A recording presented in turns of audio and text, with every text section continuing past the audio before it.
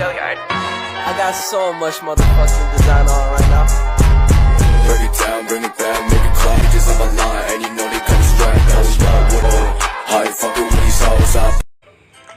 Assalamualaikum warahmatullahi wabarakatuh. Selamat pagi adik-adik. Di pertemuan kali ini kita akan membahas mengenai sistem gerak pada manusia. Nah, masih ingatkah kalian ciri-ciri makhluk hidup? Coba sebutkan. Nah, tepat sekali. Salah satu ciri dari makhluk hidup yaitu bergerak. Nah, apa sih yang menyebabkan manusia itu bisa bergerak? Untuk itu, kita akan membahasnya. Jadi, kita harus mengetahui terlebih dahulu apa itu sistem gerak. Sistem gerak di sini merupakan suatu sistem atau susunan dalam kerangka dan tubuh manusia yang berfungsi untuk membuat manusia bergerak sesuai dengan keinginannya. Lalu, terdapat jenis-jenis sistem gerak. Di sini terdapat dua alat gerak, yaitu alat gerak pasif dan alat gerak aktif, yang mana otot sebagai alat gerak aktif dan tulang sebagai alat gerak pasif, karena tulang tidak bisa bergerak kalau tidak digerakkan oleh otot. Nah, tidak hanya itu, dalam sistem gerak ini juga ada penghubung antar tulang atau yang sering dikenal dengan persendian. Jadi, sistem gerak pada manusia ini tersusun atas rangka, sendi, dan juga otot. Nah, di sini yang akan kita bahas terlebih dahulu yaitu rangka. Rangka adalah kumpulan dari beberapa tulang yang membentuk suatu kesatuan. Rangka tubuh manusia dewasa itu tersusun atas 206 tulang. Lalu, apa sih fungsi rangka? Yang pertama, sebagai alat gerak pasif, karena rangka atau tulang ini dapat digerakkan oleh otot. Yang kedua, melindungi organ bagian dalam seperti jantung, paru-paru itu dilindungi oleh rangka. Nah, yang ketiga, tempat pembentukan sel darah merah. Yang keempat, tempat pembentukan zat kapur. Dan yang terakhir yaitu tempat melekatnya otot. Selanjutnya kita akan membahas mengenai macam-macam tulang. Nah, tulang di sini dibedakan menjadi dua. Yang pertama ada tulang berdasarkan bentuknya dan yang kedua ada tulang berdasarkan zat penyusunnya. Nah, tulang berdasarkan bentuknya ini dikelompokkan lagi menjadi 4 kategori. Yang pertama ada tulang pipa. Tulang pipa ini memiliki ciri berbentuk bulat dan panjang seperti pipa, ujungnya membentuk bongol. Terus contohnya itu tulang paha, tulang lengan, dan tulang jari. Kemudian yang kedua tulang pipih. Tulang pipih ini berbentuk seperti lengkungan atau cekungan. Nah, contohnya itu ada di tulang belikat, tulang rusuk, dan tulang dada.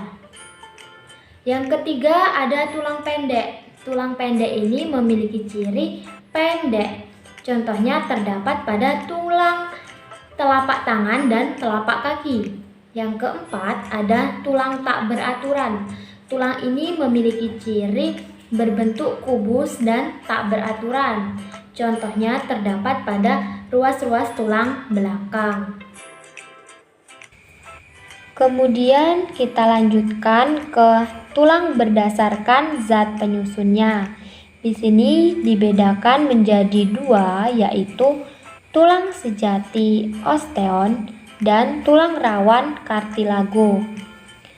Tulang sejati osteon ini sering disebut dengan tulang keras atau tulang yang mengandung banyak kalsium dan sedikit kolagen sehingga dia bersifat kaku dan keras. Adapun penyusun dari tulang sejati ini adalah osteosit, osteoblast, dan osteoklas. Kemudian berdasarkan strukturnya, tulang sejati dibedakan menjadi dua, yaitu ada tulang kompak yang mengandung banyak matriks dan tersusun rapat, contohnya tulang pipa. Dan yang kedua ada tulang spons atau tulang yang mengandung matriks dan tersusun berongga, contohnya tulang pipih dan pendek. Ini dia gambarnya, yang bagian bawah ini berongga-rongga ini adalah tulang spons. Kita lanjutkan ke tulang rawan atau kartilago. Tulang rawan ini adalah tulang yang mengandung banyak kolagen dan sedikit kalsium sehingga bersifat transparan dan lentur. Contohnya itu tulang hidung dan tulang telinga. Ini dia. Nah, tulang rawan ini tersusun atas kondrosit, kondroblast, dan juga kondroklas. Kemudian jaringan tulang rawan dibedakan menjadi 3. Yang pertama ada kartilago hialin. Nah, ini gambarnya. Kartilago hialin ini berfungsi sebagai pusat pertumbuhan tulang. Nah, kartilago hialin ini dapat ditemui di bagian ujung tulang rusuk yang melekat pada tulang dada, serta di cincin tulang rawan trakea. Yang kedua ada kartilago fibrosa. Nah, ini gambarnya.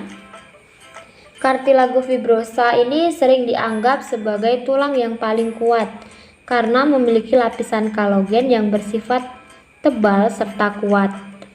Jenis tulang ini terdapat di area pelekatan ligamen antar tulang, diskus intervertebralis, dan bagian lainnya.